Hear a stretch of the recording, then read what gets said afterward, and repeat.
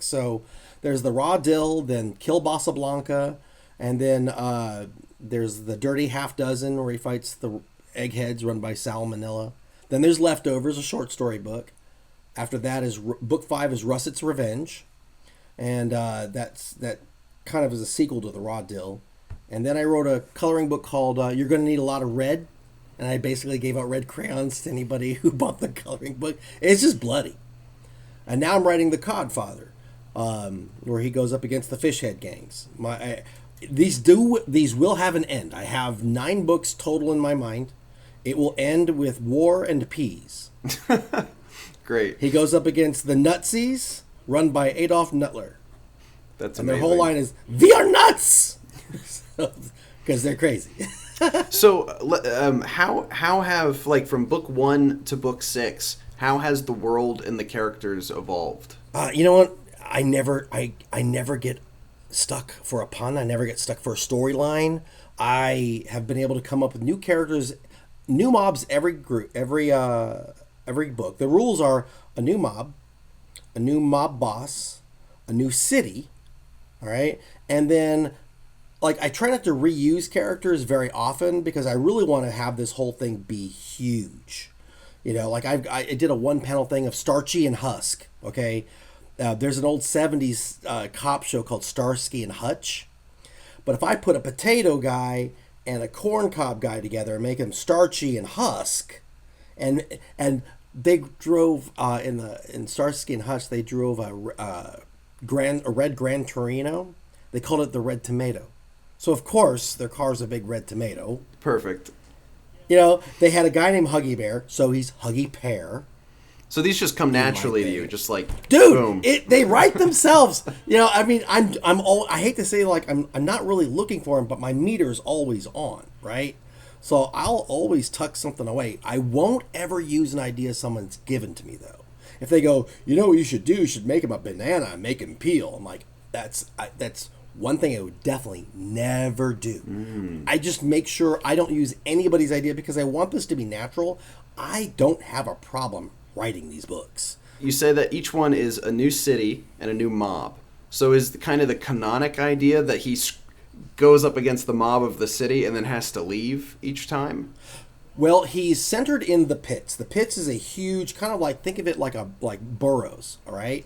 So you're in New York, that's the pits, but you got the 5 boroughs.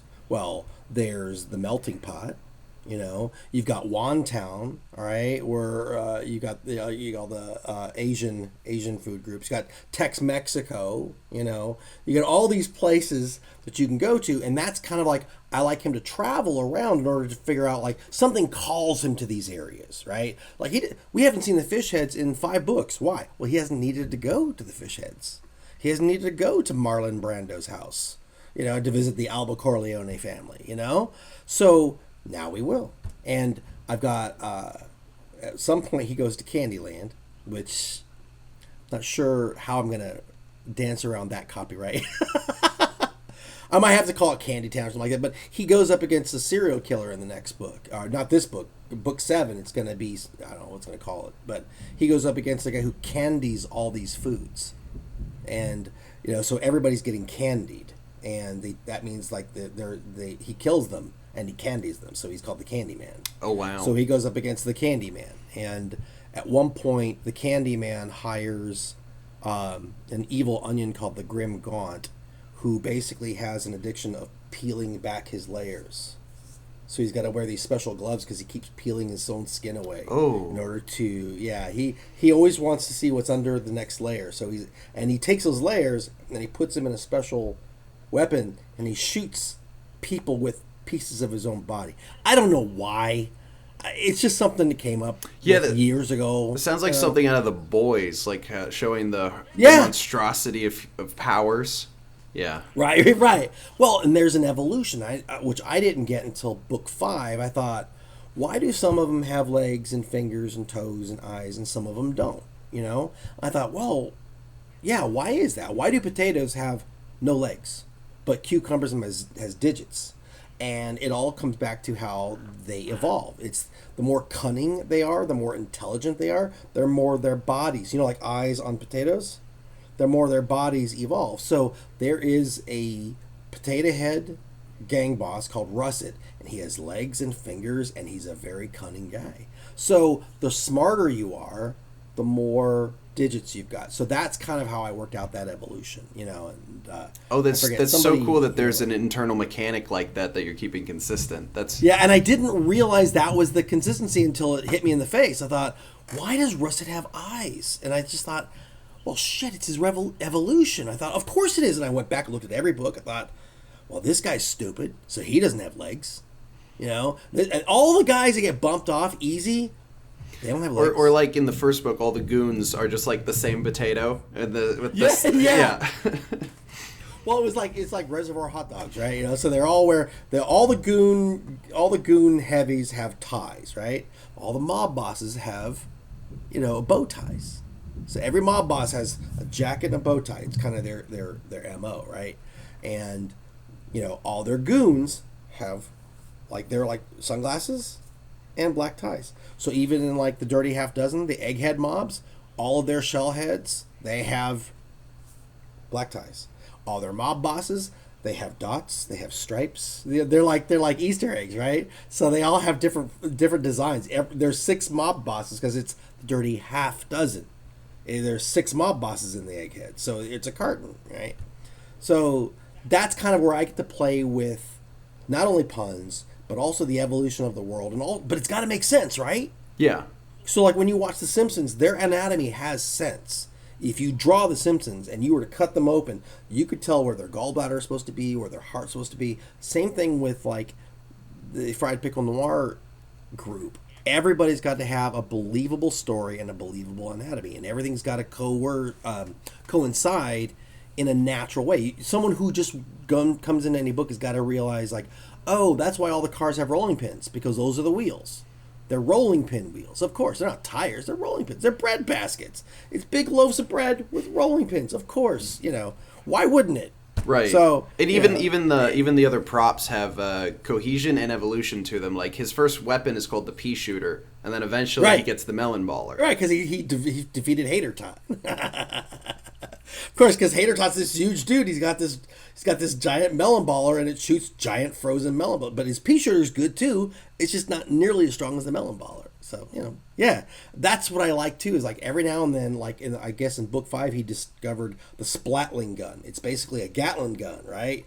But all the frozen peas come out and it just splatters everybody. It just ruins everybody. So that's called a splatling gun. So are the ammo, are the peas like dead characters? What I've put together is there's seeds, right? Which are seedlings. They can be grown as like child labor. So they're seedlings, right? So you grow them and you go, get to work, kid. There's also ammo that you like. They can actually grow their own, like peas in a pod, right?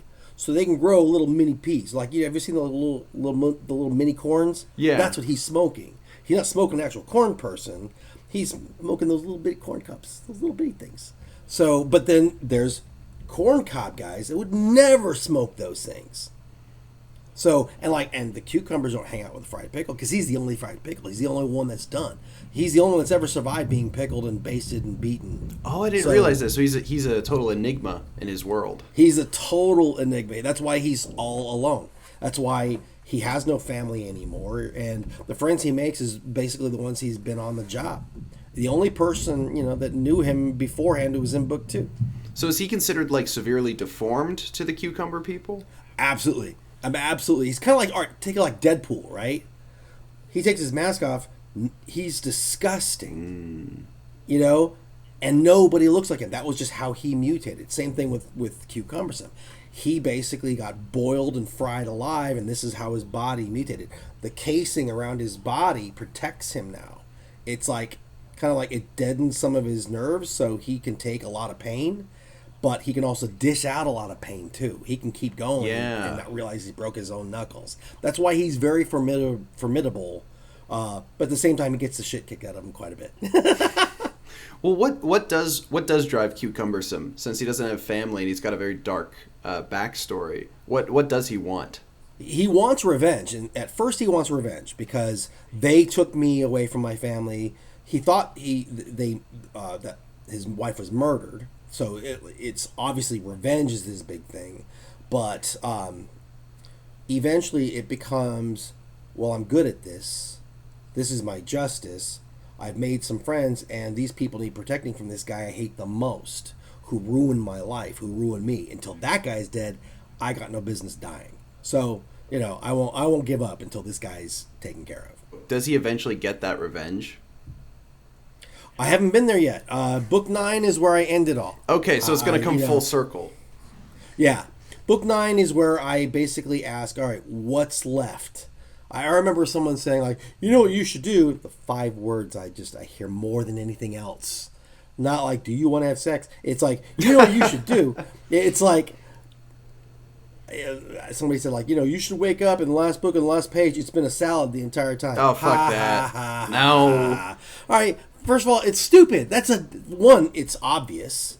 2, it's not clever at all. I mean, a fever dream? That's so stupid. It was a salad all along. The dream of a salad. Or like the characters having a fever dream of a salad. No, right. That's dumb. No. And that invalidates the whole journey. That exactly. That ruins. Yeah. I hate those endings. It gives you no reason to come back and reread them. So I've always thought, no. This is a world. And Cucumbersome's story will end at some point. And how we're going to end, I don't know. Do I want him to have a revenge? Absolutely. The 80s kid in me who's got to have balance. I love Jason and Michael and Freddy, but they must die, okay? So Cucumbersome's got to have justice, but I got to make him hurt all along the way. I got to give him some joy, but then I got to take it away from him at some point too. So the other justice is like he was in love before he was disfigured. And so he is a man who is capable of love. He's a man. He's a pickle who's capable of love. So I want that journey to mean something.